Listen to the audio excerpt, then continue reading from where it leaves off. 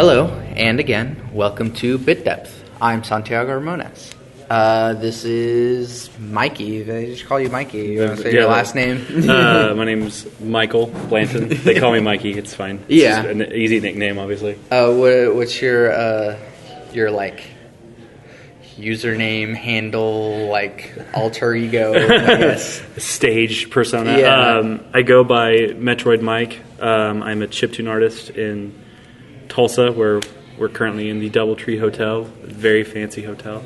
Friday night of Tokyo and Tulsa that we managed to escape so that we could do this thing because I'm actually in Tulsa with you to be able to do this. Yeah.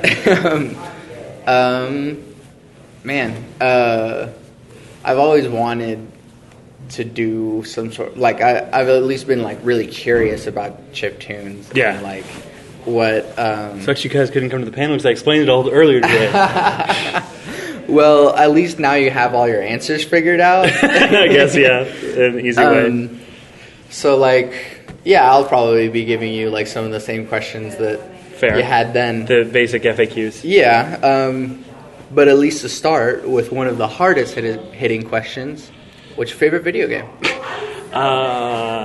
It's really hard to pick because right now I'm super into Chrono Trigger again and Justin, me and Megan's old boss. Yeah. That's his favorite game, and I finally picked it up on DS, and it's really good. It's really, really good. And then obviously I'm doing Pokemon Go. Yeah. But if I had to pick like one video game. Oh man. Because Super Metroid's always like my go-to. yeah, It's always my go-to. That or like Metroid Fusion. yeah, But but I also have to think about it like if I had to listen to like a soundtrack for the rest of my life, I'd probably just go ahead and pick Chrono Trigger now, Yeah. just because it's definitively like one I keep coming back to. yeah. Well, I think especially for like musicians, That's a big thing. like, yeah, it's not just the game. Yeah, Like, it's what you hear. it could be like a moderately bad game, but even if the soundtrack is amazing, we're like, man, I'll just keep playing this. Yeah, it's why Mega Man 2 is the best one. Is because like that soundtrack's probably the best one. And then vice versa. Like, the game could be like the greatest game ever, but you're just like, I cannot deal. If it's like a 10-second loop over and over again. Like Goat Simulator's fun, but after 10 minutes, it's like, shut up. So you just stay in like the chiptune-ish like era, or do you? I'm very drawn to it. I still play with, like, I have a PS4. With a lot of games, I'm noticing, especially now and my schedule's so weird. Like, I have days of like I'm busy all day, and then I'll have like 3 days of like I guess I'll try to find a job to do tonight. So like I have The Witcher. It's the only game I really have physically on PS4 at the moment. I have The Witcher. It's really hard to sit down and play The Witcher. Yeah. Because it's so big and so long, and I love it. It's got everything I love. It's got all these cool fantasy elements, stuff I recognize, and all that stuff I love. But it's like I can't be like, I'm just gonna sit down and play like 10 minutes of The Witcher. It's like you really can't. It's like at least a minimal like an hour and a half, 2 hours. Exactly. So it's to do like a mission. So it's that kind of thing. But so I tend to draw back to those older games because like I can just sit down and I can play like a level, progress a little bit, and come back. Yeah. And the only game I've seen that does that still is Dark Souls. Like I can play 20 minutes of Dark Souls. Yeah. And make some progression, and then turn it off, come back, I'll be right where I left off. Exactly. And the reason we're talking about video games so much is because I feel like to understand why you do chiptunes, you kind of like the game aspect. Yeah, the game is very important. It's 50% of it. Okay, and so did you just grow up with like 8-bit, 16-bit era games, or did you jump into it later? Yeah, we had a Nintendo Entertainment System in my house for a long time, and like this big box of games. I'm sure Mom accidentally sold it at a garage sale. If she listens to this, I'm sure she'll hate that I said that. So, sorry. we had it, and I wish we still had it, but we had just this box of games. Like, I mean, we had a lot of the big names too. Yeah. Like, we had like a bunch of Mega Mans. We had Balloon Fight and a lot of that kind of stuff, and just like it's what we had first. And I was able to pick that up quicker. I was able to play Mario quicker than I was doing other things because it took me a while because I'm super dyslexic. It took me a while to like read and whatnot. And I mentioned this on the panel earlier too. It took me a while to read, so like gaming was like a huge thing for me. I could sit down and I could play a game. I could do a game. Yeah. Mario was like go that way and jump and like basic things of like that's a bad thing, don't touch it. Mm-hmm. And like so I was playing games probably about like 4 or 5. Yeah. Like when you are able to comprehend A is the that kind of thing. Yeah. So we had that for a lot, and we had that, and eventually we went from that to a PlayStation, and then I wanted a 64, and we kind of went back and forth on a little bit of that.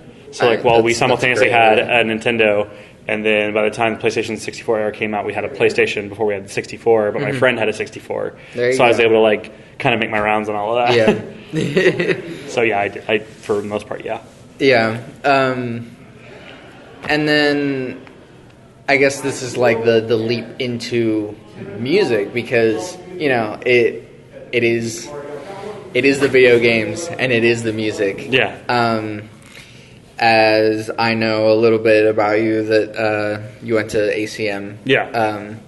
So what was it that brought you into music specifically? Music was something that I was able to get into about I knew I was always interested because like there was something I was wanting to do, and it took me a while to find the instrument. Like before I even got into bass and strings and whatnot, it was like my mom was like, well, let's try the violin. And I tried it was probably one of my first instruments was that one. I tried it.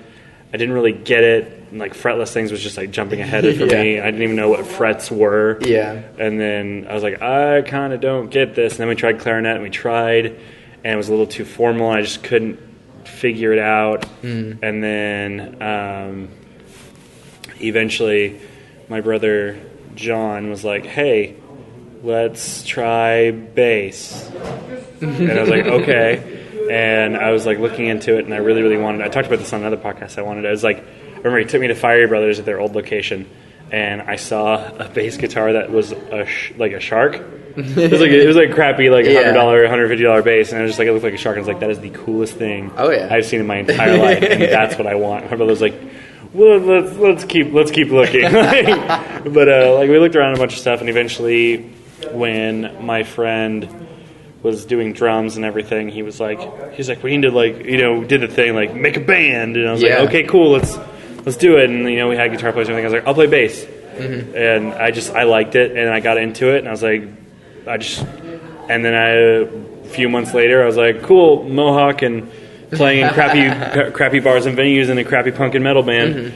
And going back and listening to it now, it's some of like the best and worst memories. And the music is terrible. Oh, yeah. But like, I mean, that's how I got into it. Yeah, and I mean, that's really how you get good at it. Yeah, like, it's really progress sounds like shit. Yeah, it's really hard to get good at like a cooperative instrument like bass just sitting in your room alone. Like you have to have like other people to be like, this is what the groove feels like. Yeah, I didn't even get good at that until I went to college. Yeah. Like I remember after our first performance, Joe, our teacher, was after we played, and it was a Clash song. If I remember correctly. Can't explain that's a Clash song. Yeah, I think.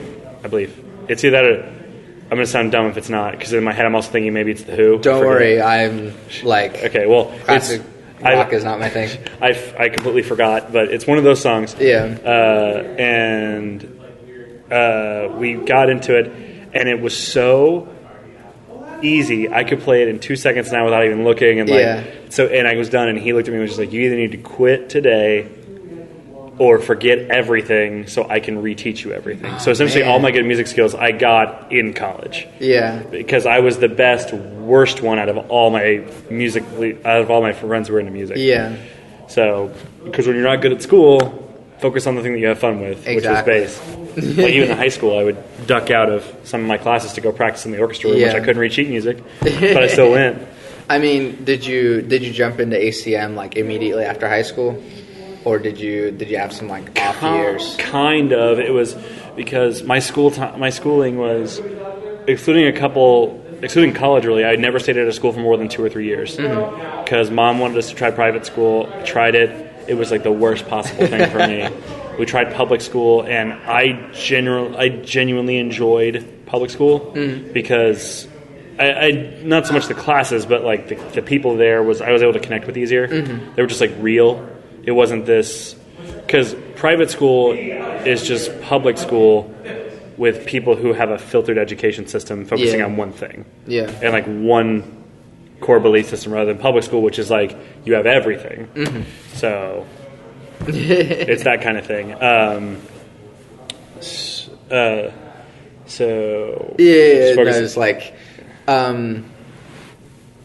like the off years between like high school the off years. Yeah, that's what I completely lost track of. Yeah, you're good.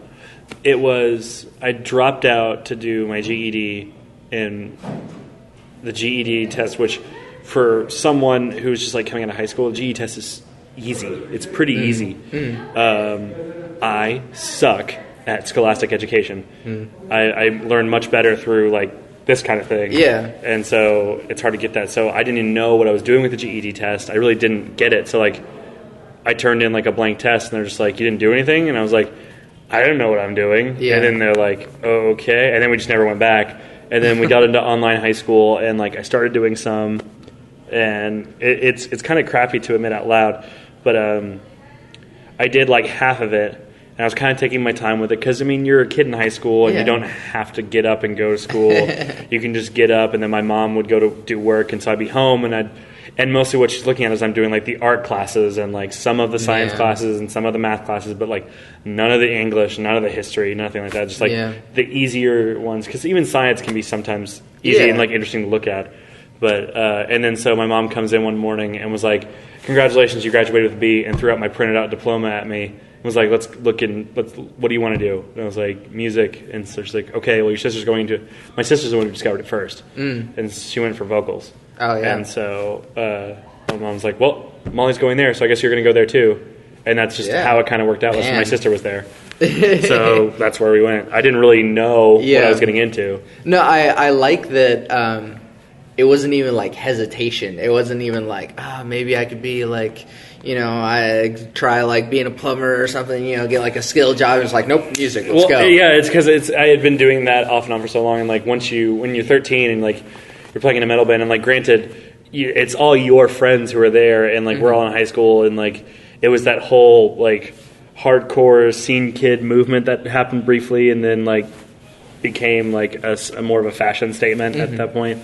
And so like that hardcore punk movement that was coming out of like the 90s and early 2000s, which I didn't even know I was jumping into, but like I was like, I'm wearing like, I mean, I was literally wearing this pair of, like, not this same one, but like this exact same pair of pants at that show. Yeah. And I just had a big mohawk because I thought it was fun. Yeah. And I was like, let's play a metal show. And back when Tulsa had the pink eye, I mean, I had that place.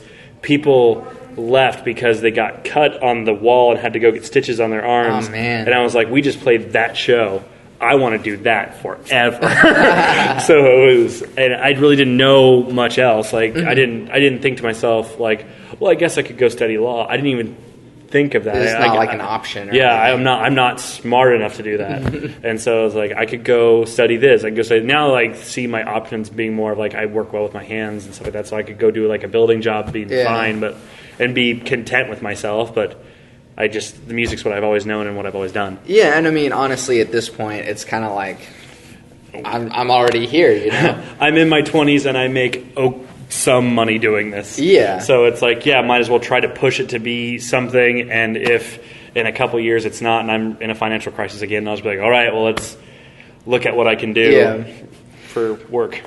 Okay, and so we spent a little bit of time a while ago, like talking about just like the people at ACM, like, and all the teachers and stuff are just like, I mean, they'll just change your world. Like, yeah, really. If Joe is probably, other than my mom and my immediate family, Joe is probably, my bass teacher was probably the person who's been the most impacting factor in my entire life. Like, I'd be a totally different person if I hadn't met him and had my group of guys that I was with.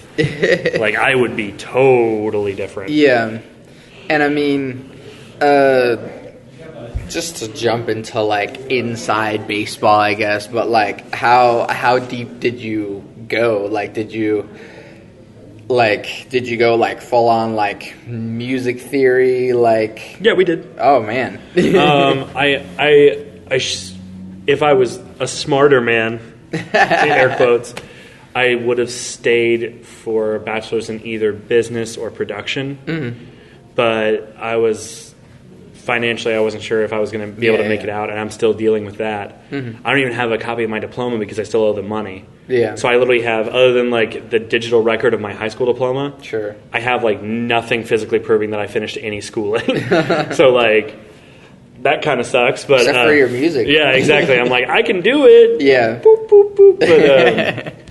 But yeah, it's just been that kind of crazy. It was like music theory, and it was, man, I forget how many we started with that class, and like some guys dropped out eventually. But I mean, it was, I remember like some of our first real work stuff. Like, we had a crazy crash course in our first year of like, he was making sure that if any of us were performing, like if any of us failed, that was on him, and he wasn't going to let that happen. Yeah. He very much held that standard. So by the time the second year rolled around and we sat in our first class of like our second semester, he was like, now we work. And I was like, okay. And then we sat down, and it was like, here's, you know the real book? Oh, yeah. Yeah. So he like opens that up, and it's like, okay, and pops that, and then we were all plugged into one mixer, and each one of us had like, we either, like, he would have like active, like all of us are off except for one. Yeah. And he'd be like, play. Like day one, just like play. Yeah. And we're like, and it's like, oh, you messed up. Next person.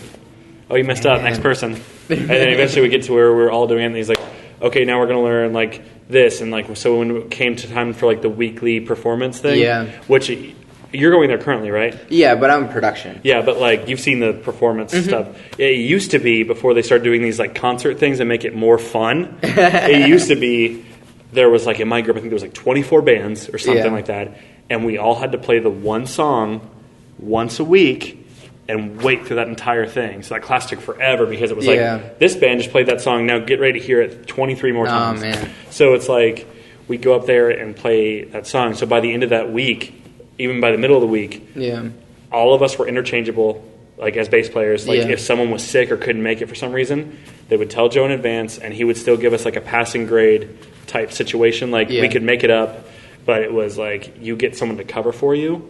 You let me know that you're not going to be there, and they damn sure be able to play the song. Yeah. So it was like, if I couldn't be there, I know I could call any of the other like eight or 12, I forget how many we were. Yeah. Like any of the other guys, I can be like, I really need you to play with this band in this key. And it's like, okay. And like, they can go there and just do it. Like, that was what he wanted, and that was what he got.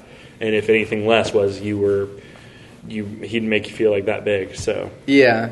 And so, I mean, given like your kind of work ethic of like, oh, I'll just kind of do the art classes in school, like how is that transition going into like, all right, you better know this stuff and you better know it well? It was really scary at first because, and I mention this now like as it's a casual thing because it's become more of a, I don't want to say casual thing to be this, but like I'm autistic, and we didn't know that until I was like 18. Yeah.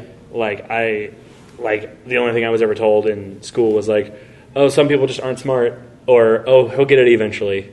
Yeah. And it's just like, yes, okay. You can. Okay, it's like the fuck, but like it was that kind of thing, and so I had that kind of thing for a while. Growing up was like this frustration of like, I'm just dumb, I'm not good in school, and then finally when they're like, no, you just have a hyper focus. Yeah. And like, so your brain doesn't always do these weird processes right, and I was just like, what? And so like getting into college after I had these classes that helped me with that, it was really scary. Like I had a moment of like, I had to talk to my teacher and be like, and I leveled with him. I was just like, I don't know what I'm doing. I need help. I don't want to fail. And like, so I remember we had to do this Flaming Lips tune, which I'm not a fan, but I had to play it, so that's that kind of mentality. Yeah. It's like I have to play it, so I have to play it. And it was a super weird, and even now I could probably do it fine, but like it was this super weird, complicated tune. I mean, we had days of the sheet music's in front of me, and I had to like really barrel down. And like he sat there and like he gave me like all these different ideas of how to play the song, and he remembers like all I did was like either because he didn't want us to look, so all I did was stare up, count with my foot, and sit there and play the song. So I was like on stage, like in this position, being like trying to play it. And then like when he was saying, he's like, that was the most boring performance I've ever seen you do, but you played it perfectly. And so I was just like that kind of thing of like, I don't want to fail. It was terrifying because even in the like the history classes and stuff like that, some of those I barely passed. Barely. And it was only with the help of like my mom being like, okay, I'm gonna help you with this paper. Sure. Okay, I'm gonna help you with this. I'm gonna help you with this because I just suck at it. I'm just like my brain, and it's not like a lazy approach. It's I literally sit down and I don't know what I'm doing. And if it's explained to me, I can kind of get like something out. But it's just my brain doesn't do it. So I just was like, why don't we just put me where I'm good, and then I just go off. That's what I do. and I think that it starts becoming clear, like. If you just like look at your record and go like, you know, F F F A plus F F, what's that? So like sometimes like I think the lowest grade I got in college would be like the lowest grade I think I got was like I barely skirted by with like a D because I looked at my history teacher and I just leveled with him. I was like, I'm gonna be honest with you, man, I enjoy history. I really do. And the problem is it's really hard, unless you're like this really abstract teacher, it's really hard to teach history hands-on. Exactly. Unless you like go do something. Like go to a Civil War reenactment or like reenact it yourself. Like it's really hard to be hands-on with something that was in the past. So it's, so I just like, I'm not good at papers. I'm not good at tests. I'm not good at this. And some teachers just equate that to being lazy, which, because like if you work hard, you can do it. And it's, there to a degree, I agree, but not completely all the time. And so it's just like I turned in a paper that essentially my mom did, and he was like, "You wrote this paper?" I was like, "Yeah, I totally did." And he's like, "What's in it?" And so my mom and I worked out the system of like, if I can learn it and explain it to her and tell her what it all is, she'll write the paper. Sure. So because that way I know what's on the paper in general, but then like give it to her because writing papers in English and like citing sources and like you can't copy it verbatim, but you have to you have to reword it to where it's not copied. But I'm like, but it's that. Why don't I just like read that and then copy it? It's stupid. It's the same shit. So it was that kind of stuff. So it was scary. It was really scary. But I mean, again, like it just shows that like whenever you do excel, like you get good at it. And so when you like what you're doing, it's not hard to practice. It's not hard to get better. And I mean it shows whenever you are able to like at least crack down and go, like you stomped your foot and had like very bad stage performance, but like man, you played it perfect. And that just like you can just throw that in the face of every teacher that's like, oh, you're just lazy or you're just stupid. And it's like, no, like, I did it. I did it. It just didn't look good, but I did it. And I think that like that shows much more than just like being good enough to just get an A or something and everything. It shows that you're able to excel even better than the people who just kind of like are smart naturally or whatever. Like I think that speaks so much more, and I'd rather have a guy like you in the room that like can do it really good because you care rather than just like the guy who just can do it and do it well, but I don't like his attitude. You know? That's a huge thing, his attitude. Okay, and then chiptunes, man. What how do you even do that crap? We'll break down what I have, because I run off a Game Boy specifically. There's other programs that do similar stuff. My program is called Little Sound DJ, LSDJ for short. And That's clever. Yeah, right. It's a tracker program. So when looking at it, I know your podcast can't see, but like I'll visually do it in front of you. It's like you have your 4 channels, because I should have brought it so you could see it. You have your 4 channels. You have your pulse 1 and pulse 2, which is like your triangle wave. Yep. So a lot of that's like your melodies and whatnot, and you can do some other effects and stuff like that if you just get deeper into it. Your wave, which is essentially sound waves where you can run like bass. I like to run kick drum out of there because it's not as crunchy as when we go to the next channel, which is noise channel, which manipulates white noise to make a lot of drum sounds. Cool. So I get like hi-hats, snares, crashes, explodey laser sounds, like stuff like that. And so it's all about working with those. And so like that's that real basic. And so you assign numbers, and all those numbers in the front you see are arbitrary of what you put. I'm really linear in my thinking. So like my first one is 1. Of course. My next one is 2. So like I'll work with that, and then I try to keep like my blank ones like the max I can go up, so that way I know it's just blank, and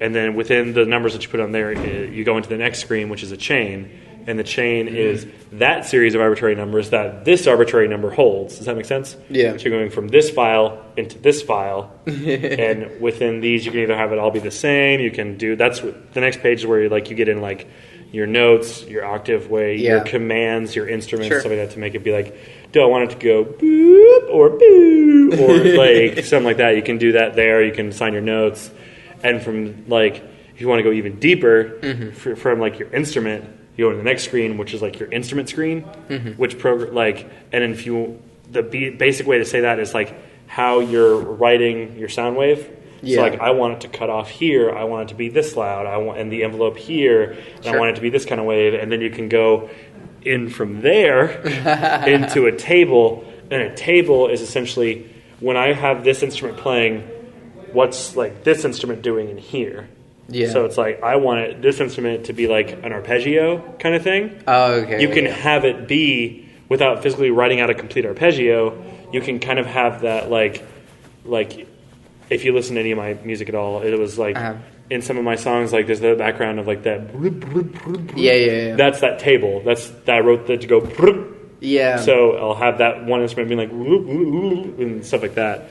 Yeah. So it's like this file into this file into this file into this file into this file, which leads back to this one. That's awesome. So that's the best way to look at it if you're looking at just document files. Yeah.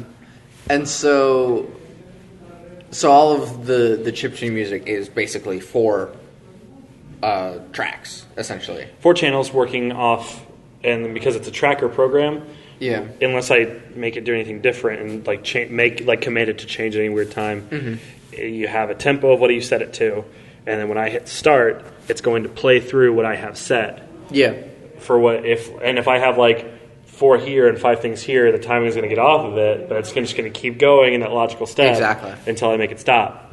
So I'm working off of 4 channels to make like these. So if I want like a kick drum sound here, but I want to run it in my wave channel, and I want that there, I can't have a bass note there. I have to have it like somewhere else, and I have to like work with like placement.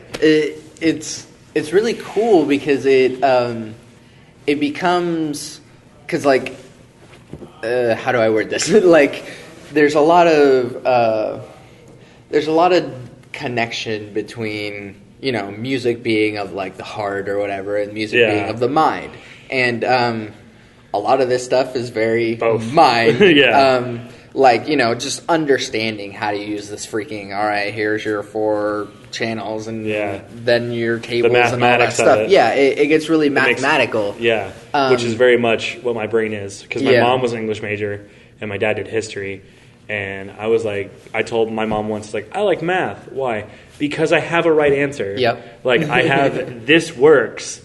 It's like 4 plus 4 is always going to be 8. Mm-hmm. Like, that will always be 8. Yeah. Not like, what's the best answer? It's like, shut up, English. Like, they're all right. So if I circle any of them, I'm technically right. But, like, I hate that. Oh, yeah, no. So music being mathematical is, like, super, like, just refreshing of, like, this will always sound like this. Yeah. So make that work. But it's still, like, a mixture of the two. Because then you can get all these weird experimental stuff once you get past that. But, like, you get your math out. You get your like, all right, here's the thing that I can process in numbers and facts, and every time it's going to be like this. Okay, I'm there. But at the same time, it's like, this thing makes me feel this way, and that's why I made it that way. Yeah, exactly. Which is why I have like a lot of same tropes I have in a lot of my songs. If you're able to analyze songs and you listen to my song, you're like, okay, here comes that thing. Here comes that thing. Yeah. It's because I have these things that I really like, which are accessible. Yeah. Which for me is like, oh look, he has chording in a minor key. Oh look, he has a breakdown. Oh look, he stopped the drums for chords. Yeah, exactly. Like I have these things that I like to do. And I mean, everyone does that. Yeah. I mean, look at anything on the radio. Yeah. Like, so that's fine as long as you know it. Same with every, like, video game music. Yeah. Like, it's, how do we make a simple song, like, interesting enough without, like, taking up all of the data that we need to... Look at Mega Man. Exactly. And so...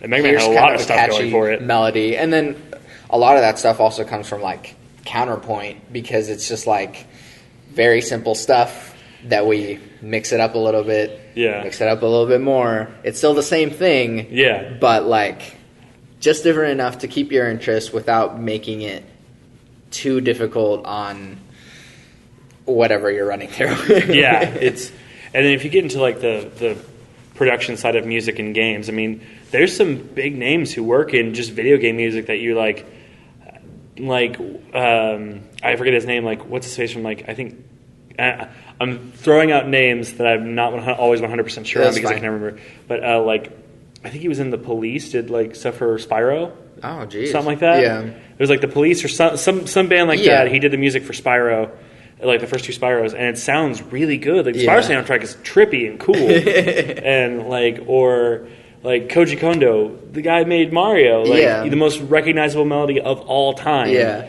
Like I play that anywhere and people are gonna know what it is. Oh yeah. And like you look at all these cool ideas of just like, how do I convey this feeling through electronic noise?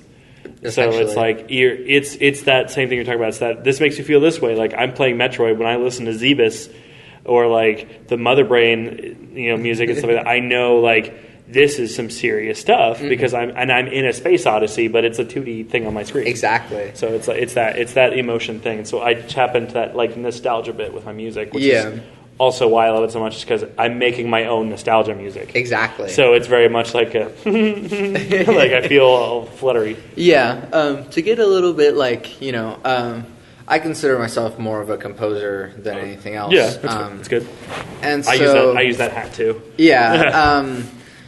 There's like a strange part of like, kind of like you just said, like your own nostalgia music that you ever just like listen to your own music and go, man, this is good. And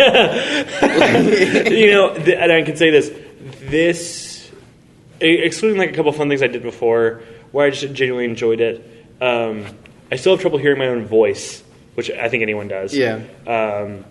So like when I have like background vocals on a track, I'm like, I hear myself. That's weird.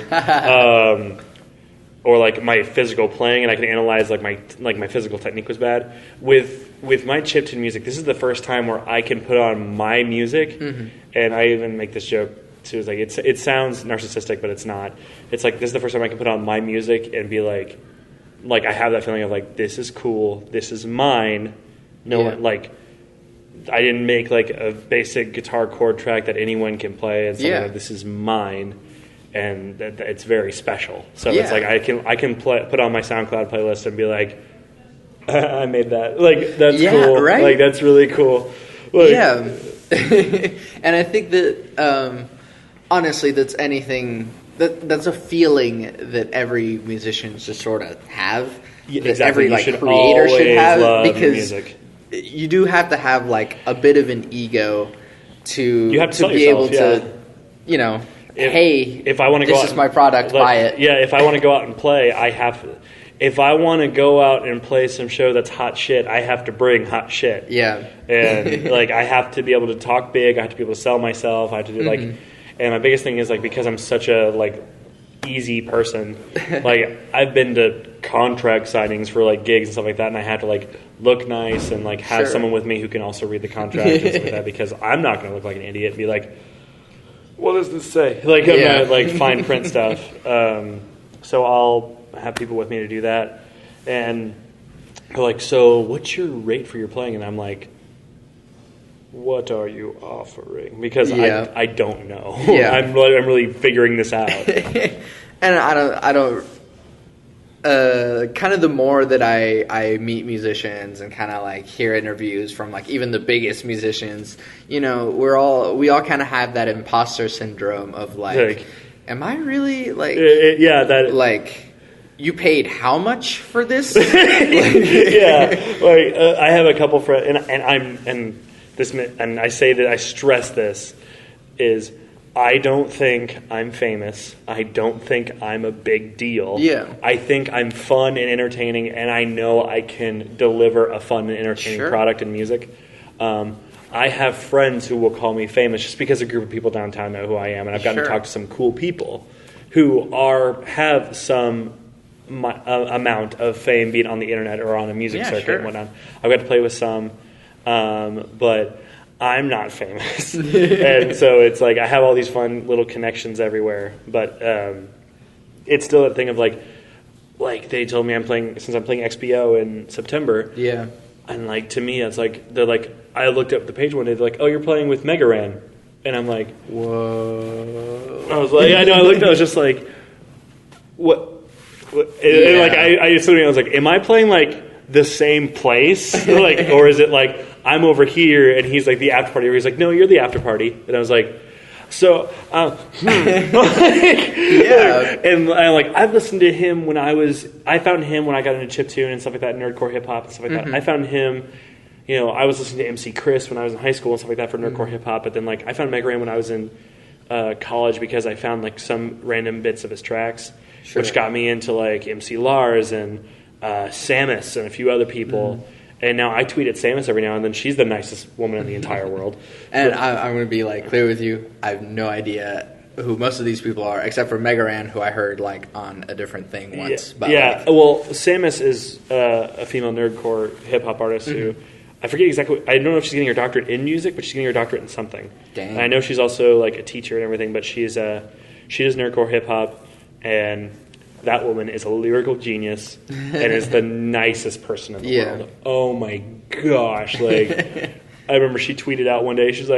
I think she was passively doing it like, "Oh, I should make like a live band and stuff like that." And I instantly, because I'm notified on her Twitter, I instantly tweeted her. I was like, I will pack my stuff. Oh yeah. I will fly to New York. I will be there tomorrow. Do you need me? And she was like, "Well, I wasn't like completely serious." I was like, "Do you need me?" I'll be there, because I would love to work with them so much. But it's that idea of like working with people who I think are huge, who probably think the same way I do. Is like, I'm not huge. Exactly. Like you asked Megaran the same things. Like, oh no, I'm not like. They're just gonna tell you their hero and be like, oh no, but I'm not at this level. Yeah. And at some point, like, we're all imposters. Yeah. We don't really know, like. I mean, I don't know. My big, like, pie in the sky band is like Radiohead. Like fair. Like, could even Radiohead like be like, oh yeah, but I'm not like, I don't know. Like that Radiohead, and no hate on it, but like Radiohead was never something I got into. So like I don't know their influence, but I could totally see him being like. Yeah, but we're not the Beatles, or I'm not like I don't know, Meatloaf. I don't know if they're into Meatloaf. And everyone should be into has Meatloaf. Everyone has their but look at this person. You know? I like to think that everyone at least has, and I would do anything for love on like some playlist. But that's just me. Okay, and so we kind of touched on like the feely side or whatever. So I guess we can jump into this aspect of it. What drives your views on the world? Is it religion? Is it just life? I guess that's a good way to look at it. It's just life, but I think what drives me the most is a few months back. Like almost, I mean, more so than more than a year now. I had more than a year for the first part, and then the second part's been since the beginning of this year. Sure. I had a minor health scare. Yeah. Of, I had panic attacks when I was a kid, and like this crisis thing of like, because we didn't know what my autism was, and we didn't know how to deal with my depression and confusion and all this other stuff. But then when I got all that sorted out, like I never really had a panic attack again. Yeah. And then I remember one night I'm just over at my friend's house, and I literally thought I was going to die in the next 3 hours. Yeah. Like in my head, I was like, I'm dying. My pulse is like racing. Like I'm freaking out. I'm having a heart attack right now, and I wasn't. It was just a panic attack. And so then like I remember calling my mom and being like, something's wrong. She's like, okay, well, calm down. She's like, do you need an ambulance? I was like, I don't know. She's like, okay, well, you're with Josh, so make your best interest and everything. And so like I didn't sleep that entire night, and then I got home the next morning, and my mom was like, try to get some sleep, but I couldn't get some sleep, and so she ended up taking me to the ER, and they checked me out, and they're like, you're fine, and they had to ask me questions like, because they have to, like, are you on any street drugs? Are you on coke? Are you on meth or something like a withdrawal? And I'm like, no, I'm not on anything except for my prescription stuff that I got for my antidepressant stuff. And I was just like, I didn't get what happened. And then I was fine for a couple of days. I got some sleep. And then like a month later, it happened again. And then I've had a couple more since then. And then the beginning of this year, I went in for I was feeling like physically I wasn't feeling good. Yeah. So I went in because we still had health insurance. And I went into the doctor, and they took my blood pressure, and they had to bring in another machine. Oh, come on. Yeah, to make sure the other one wasn't broken. That's how high my blood pressure was. And and then I go into the doctor's office, and he was really straightforward with me, which I really appreciate for a doctor. Yeah. And he was like, "You're 25." He's like, "I'll be real with you. Your blood pressure is so high, you could have a stroke or a heart attack this year." Man. He's like, "If you don't fix this, I don't see you living past 40." Yeah.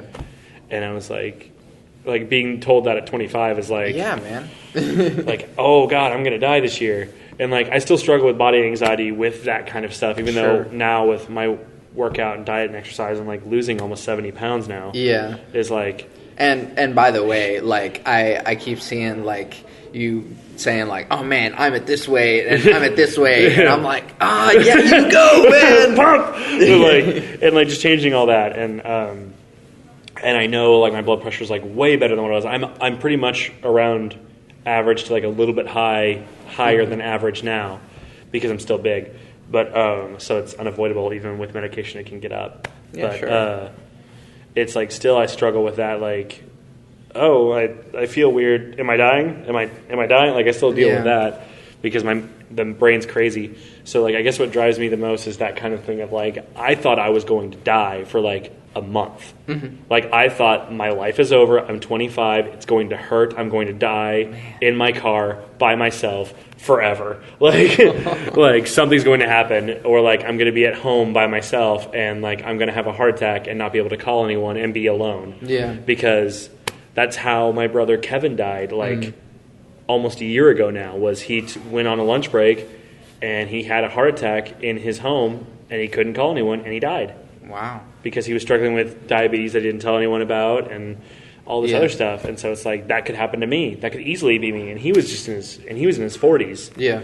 So it's that kind of thing of I need to get up. I need to make myself better. I need to make some sort of impact. So I push my music, and I push this influence of positive and gaming culture, and pushing this thing that I can now. So that's what really drives me, is to get up, because I was I had to accept, most 25-year-olds don't think about dying every day. Oh yeah. It's not something you should think about every day, but it's it was a thing of I honest to God thought I was going to die in a month or two.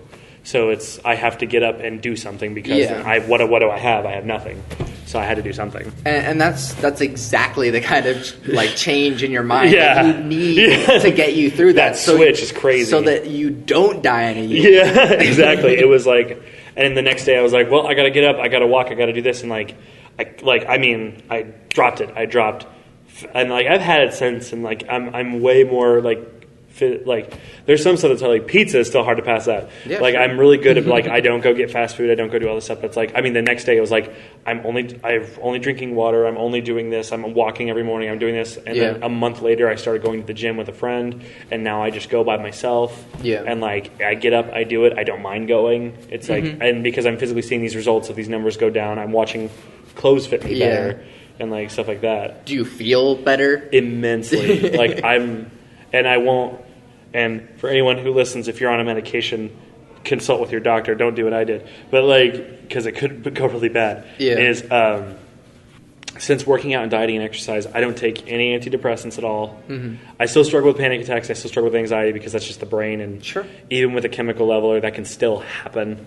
But the only thing that goes into my body now is I have a dietary supplement, which I've looked at. It's like all natural stuff. With like valerian root to help me sleep, like melatonin, whatever, that kind of stuff. Like I have a supplement that goes with that, which is like fish oils and stuff like that, just like and a multivitamin. I take that, and then I work out and diet and exercise, and like I can have days of being depressed. Anyone can, but like I don't like to think that I'm just a depressed person anymore. I get up and I don't feel lethargic in the morning anymore. I can just get up and go. You're not a depressed person. You're a person that occasionally gets depressed. Yeah, exactly. I feel so much better that way. And so, is there any God behind that? Or is it just like, look, man, I have to be alive. I need to be alive I need to prolong death for as long as I can. Like anyone does. And my mom will give me these like real talks like that. She's like, Michael, you're going to die. It's okay. We're all going to, but you're probably not going to for a while, so calm down. But yes, you are going to die. Like my mom's always been like that. But I wouldn't say that for me personally, the religious practices I do of like, and I'll probably butcher the word because I'm horrible at reading, like asatru and stuff like that. I don't know what easy way to look at it. Another word for it that gets mixed up in a lot of stuff is like an Odinist. Okay. Someone like really Norse beliefs and stuff like that. I have these old traditions that I keep with my friends who also do this, who also have this lineage because it's a cultural thing. Yeah. Like we get up and we generally once a year we have, when we tell people we're going to a Thor party. Yeah. It's a friendly way of saying we're going to go outside, manually dig a fire pit, set some stuff on fire, fight each other, drink, and fight each other some more, and like do some pagan blessing. Cool. I do this because I like having that tied to my family culture. Yeah. Because that's part of my family lineage. Sure. Do I personally believe that there is a person on a chariot that drives the sun and the moon and they're forever chasing each other because they're being chased by wolves? Do I believe that the earth is the skull of a giant and the trees are his hair? No. Sure. I hold and I find it so rude that they call it mythology. I find it the study of myths, but I find that so rude. But if I have to place a belief in something, I believe I'm here, and then I know science can tell me what I am and what's around us and stuff like that. So above all things, I trust science. And I know science can be wrong and then be changed, like anything, but science is okay with that, and that's why I like it. It's oh, we were wrong. Okay. Let's move on to the right thing. Yeah. It's not hold firm in this old thing that's been... Yeah. And not to bash anyone, because I have friends of a million faiths, like you, Sable, Megan, even some of my personal friends, even my mom. My mom's a Christian lady, and she's just well, Michael, pray about it. And I'm and I've had some days where I'm just an asshole. I'm like, Mom, that doesn't exist. Because I'm mad at everything. So I guess I would say, if anything, I believe in myself, and I believe science can tell me what it is, but I have a religious practice or a faith practice for a cultural benefit. Yeah, to feel I'm keeping a culture that's mostly dead alive.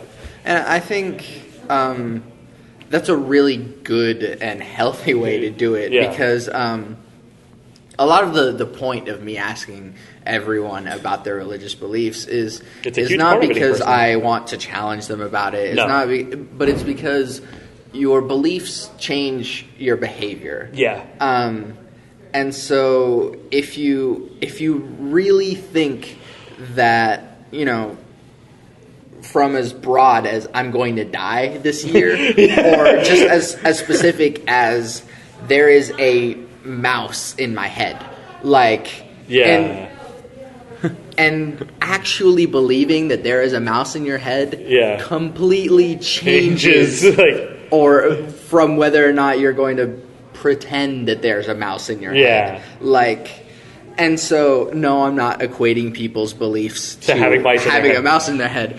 But, it really does change how you behave, how you treat other people. Exactly. And I think that cultural practice of, having this camaraderie with friends and, digging a manual fire pit, there's stuff in there that, may not be oh, yes, no, there isn't a guy in the sky pulling the sun with a chariot. Yeah. But you do get something out of hanging out with your friends and doing this ritual, really. Yeah. That it does benefit you. Yeah, and it's because spirituality and the science of it aren't you don't have to be one or the other. Sure. You can be both, and it's okay. Yeah. And so it's we have. I've done the thing of the internal prayer of okay, just give yourself up to an energy and make yourself feel better, and if that's what makes you feel better, that's fine. And it's also really hard to have this kind of belief system because the cultural aspect is tied to neo-Nazi fuckheads because Hitler took everything good in the world and made it big. And disclaimer now, I am not advocating Nazis and Hitler. I am not a sympathizer. I hate them. But, Hitler thought he was doing the right thing. Exactly. So he took symbols for peace and these symbols of power and applied them to Germany post-World War I because Germany was just in ruins for the most part. And he was we're going to make Germany great again, which is a resemblance of other things. But, that's what he was. That's what he was doing. Yeah. So it's the fact that I have that tattooed on my hands sucks for some parts. Some people can see just that. That could be considered an iron cross. Yeah. It's really hard for me to go out and look the way I do and carry myself the way I do. Sure. I've been equated to being a Nazi more than once in my life. Yeah. I remember getting this, and the Cox Cable guy pretty sure was a skinhead because when I went outside and he was inside my cable box, he looks at me and he's a big, white, bald guy, and he looks at me with dead serious face and was just eyeballed my hand and me. And I was I'm going to go inside. He's yeah, that's a good idea. And I walked inside and I was I think the cable guy's a Nazi. I'm going to go in my room. Whoa. And this was years ago. And then I remember wearing combat boots when I was growing up as a kid. And I had, because they last forever. You get them cheap at Army Surplus. And they look badass. Yeah, right? Right? It was then I learned that colored laces mean stuff. Oh, man. The boots I got, the laces were broken because I got them on sale at Army Surplus for $20. The laces were broken. They use hard plastic laces on those boots because they're old retired military boots. Sure. So I got some that happened to be white. Didn't think anything of it. Just put them on. No big deal. Walked around and I got stopped because apparently in neo-Nazi gang culture, white laces mean you've just started and you haven't had your curb party yet and you haven't taken a life. So when you wear red laces, you have.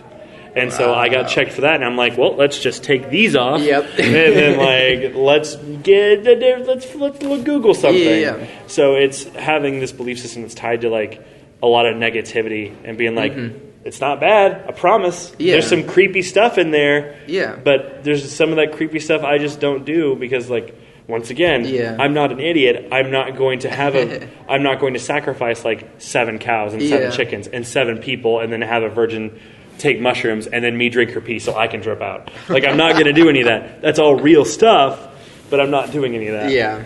So For my sake and just for because I'm very curious. Yeah. Can you describe and explain the tattoo on your hands? Yeah. So, and I also have a Mjolnir that I've made myself because I blacksmith for a hobby. Cool. It's very fun.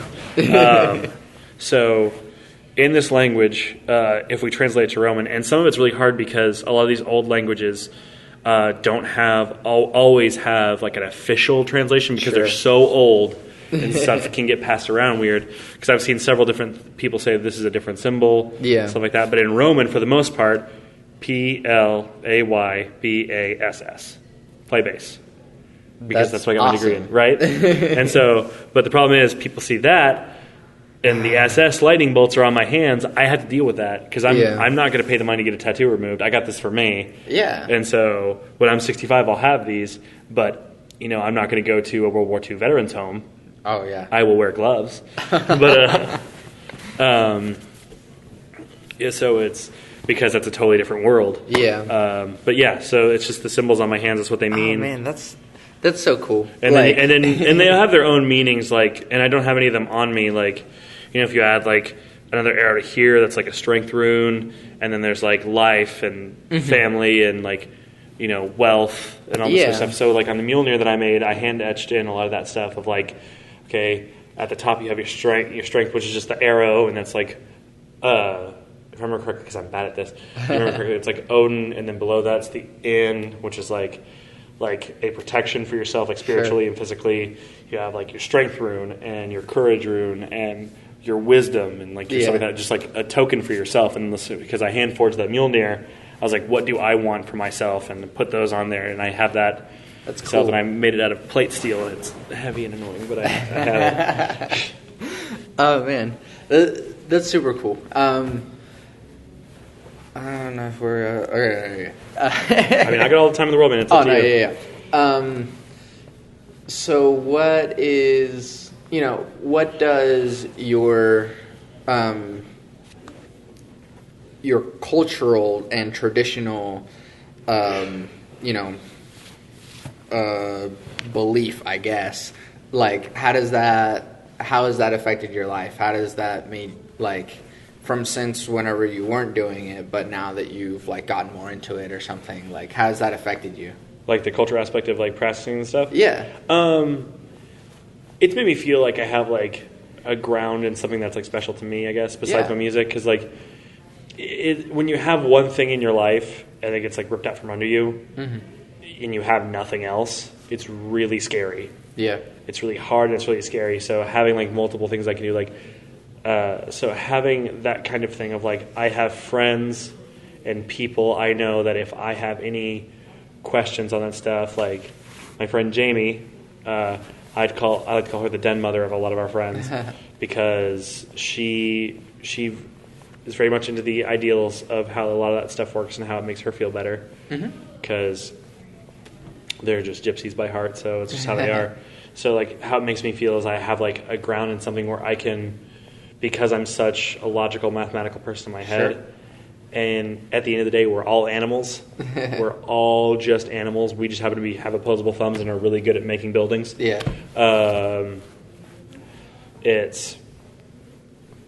I have a way to go, let loose that animal and that's in anyone's mind and body, is that idea of like, I can go let this feelings out and get out these frustrations and feel like I have a ground and get some footing in something like a little bit more human than an analytical brain of like, well, that's stupid, so we do this, and that's wrong, so we just, and like the mathematical linear thinking that I do every day with having autism and like obsessive compulsive disorder. So it's like with that kind of stuff, I get up, I brush my teeth, I use the bathroom for 5 minutes, I go make a breakfast of 3 eggs because I have to have 3 eggs.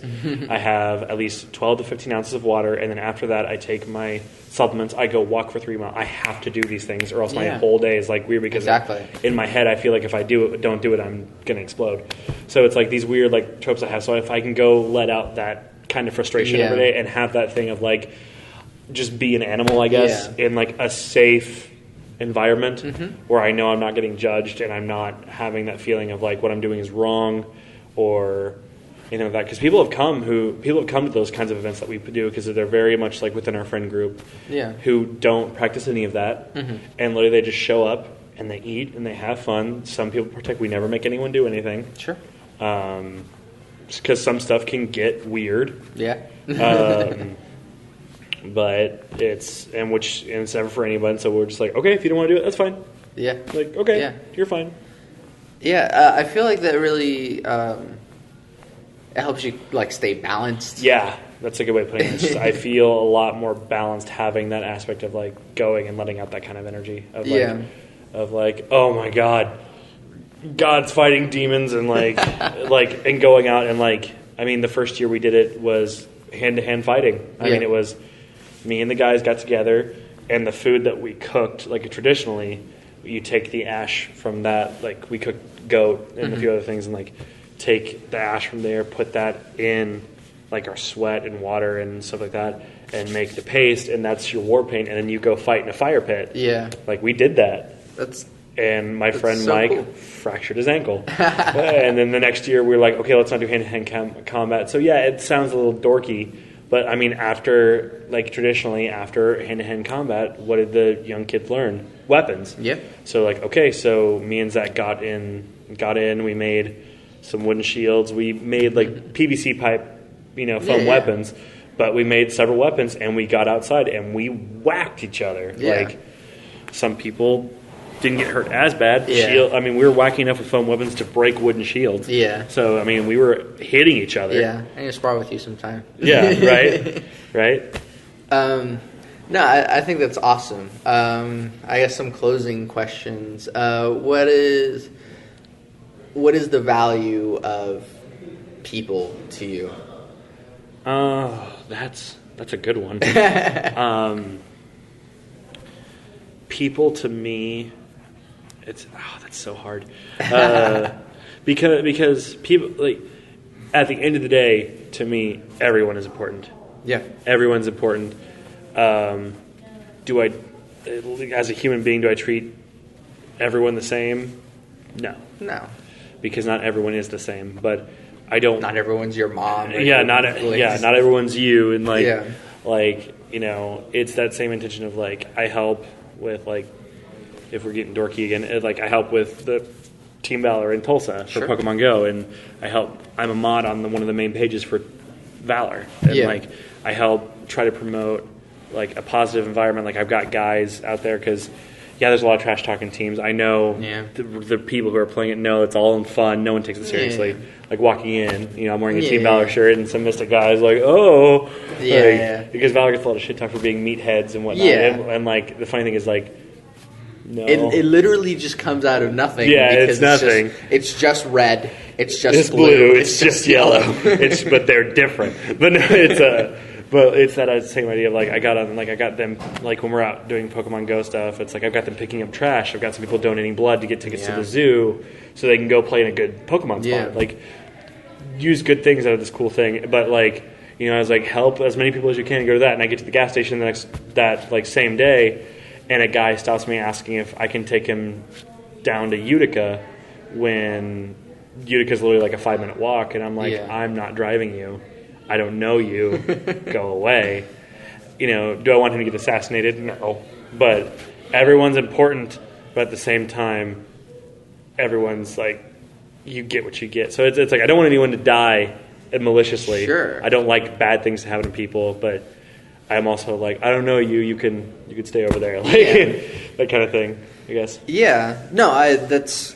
That's great and honest, and it's not mean or no. But yeah, man. Would I shoot? What do you would do? I shoot Hitler? Absolutely. Would I would I want Hitler to get beat up? Yes. That's fair. Yeah. That's fair. I think we can all agree on I want Hitler to get beat up. Everyone else is fine.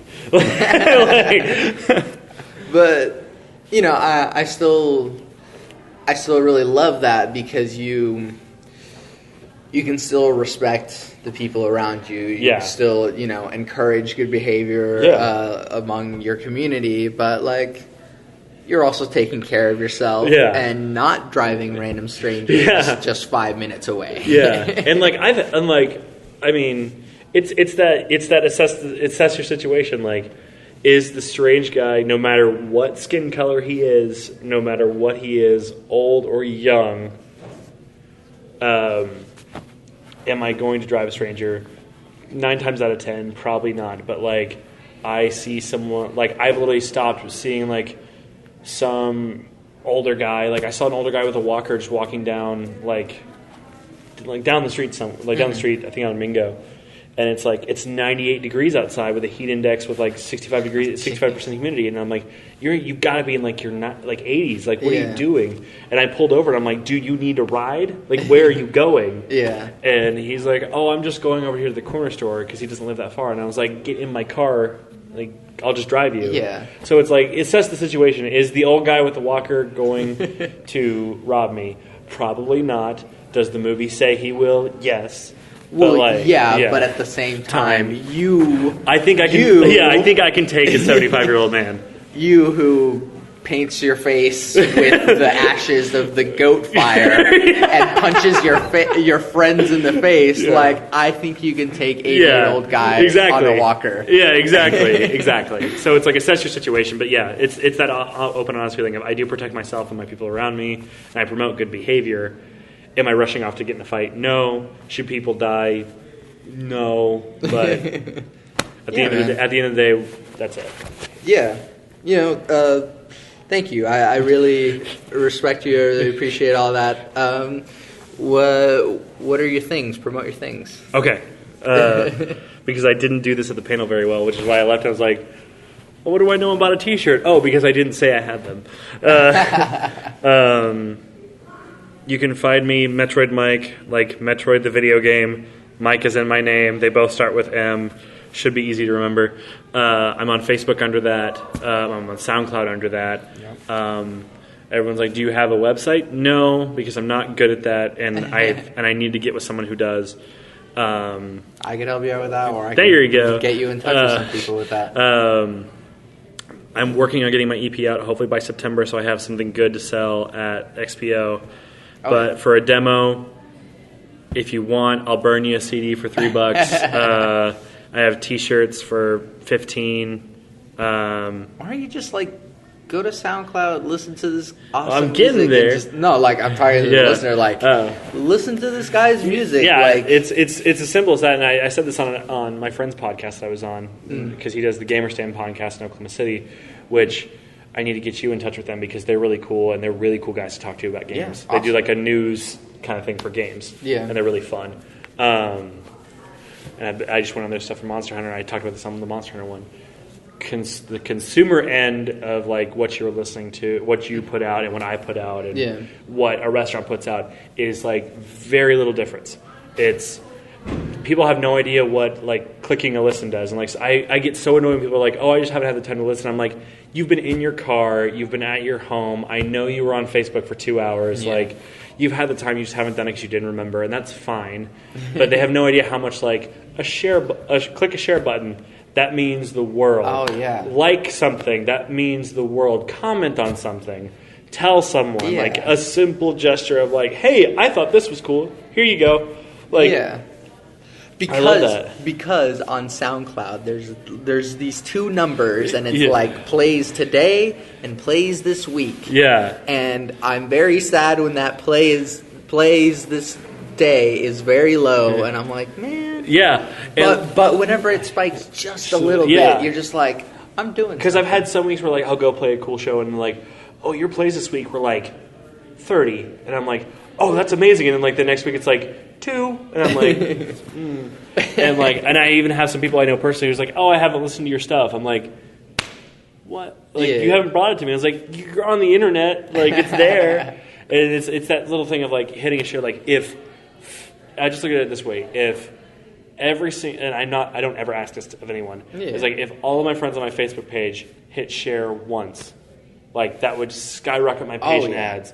And then if one of their friends did that same thing, it's just like it doubles that number or more, and that shows when I go to like email like XPO or I tried Wizard Comic Con for Tulsa and stuff like that. Yeah. And like, I promise people will listen, Sure. and they look and they're like, oh yeah, you've got like some decent amount of plays, but like your Facebook page has like 204 likes.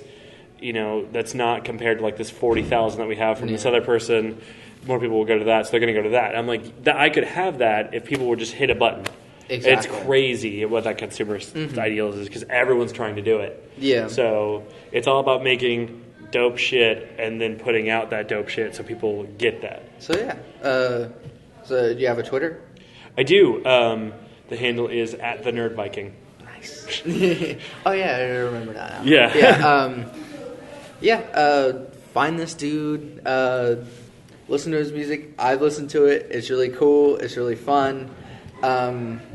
You know, like you could even like mute your 8-bit games and put his music on and be like, this feels great. Oh, you know. I didn't mention it before, and I guess this is the tail end thing kind of close out on, is the music that I write is to science fiction / fantasy short stories that I've written that go together into one like story. So like the 6 or 7 songs that I have go into like a mini short story. And so like cool. sometimes when I have like the time, like if I have like a 40-minute set, I can like tell that story. Yeah. And then like it's kind of like being in like a Dungeons and Dragons game with like one person, and then figure out like something cool, and like I can send a person on a journey because I wrote the story for something. Yeah. So I write to a story. So when that EP comes out, I'll have like a README file or like something that when you pop it into your computer, it'll pull up like these little 7-page thing of like cool. what that is. That's really so you'll cool. get like a science fiction story with my music too. I should have mentioned that before, but I won't. Yeah, no. And so, yeah, man. Thanks for coming on. No problem. I will have you on again at some point. Woo! And I always end with like my 3 things, which is like my religion of sorts, which is love never fails. It's going to be okay. I might be wrong. Thanks for listening.